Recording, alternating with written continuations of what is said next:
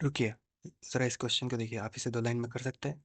नहीं कर सकते तो देखिए, यहाँ पर क्या बोला गया है, एक व्यक्ति जिसके पास 30,000 रुपए है, जो उसके दोनों बेटों पर ऐसे डिवाइड करना चाहता है कि दोनों बेटों का इक्वल इंटरेस्ट मिले 18 वर्ष में, ठीक है?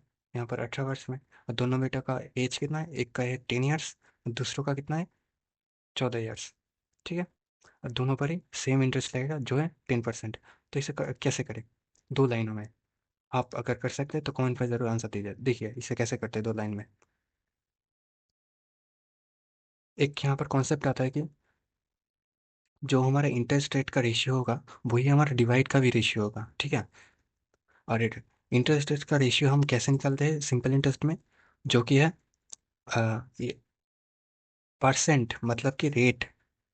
रेट को अगर हम टाइम से गुना करें तो हमें रेशियो मिलता है, जो कि प्रॉफिट का रेशियो होता है, ठीक है?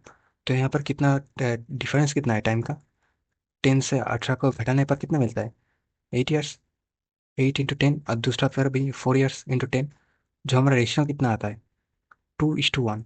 और क्योंकि यहाँ पर बोला गया है इक्वल इंटरेस्ट मिलेगा, इक्वल इंटरेस्ट मिलने के लिए हमें इसका एलसीएम निकालना पड़ता है। अगर 2 रेशियो है तो हमें एलसीएम ना निकाल कर रेशियो को उल्टा कर देना पड़े, भी होता है। अगर 3 रेशियो होता तो हम एलसीएम एलसीएम निकाल देते, ठीक है ना?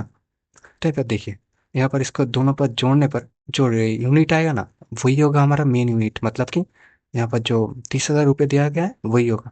तो एक का कितना है और एल्डर जो है उसका कितना है? एल्डर जो जो होगा हमारा 2,000।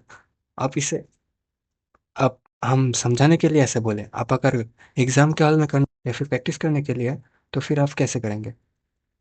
तो यहाँ पर देखिए, तो आप पहले इसको इसको लिखिएगा और इसका रेशियो निकाल लीजिएगा, और मन के ही अंदर इसका रेशियो का उल्टा होगा, क्योंकि यहाँ पर इक्वल इंटरेस्ट है, वो सोच लीजिएगा, ठीक है?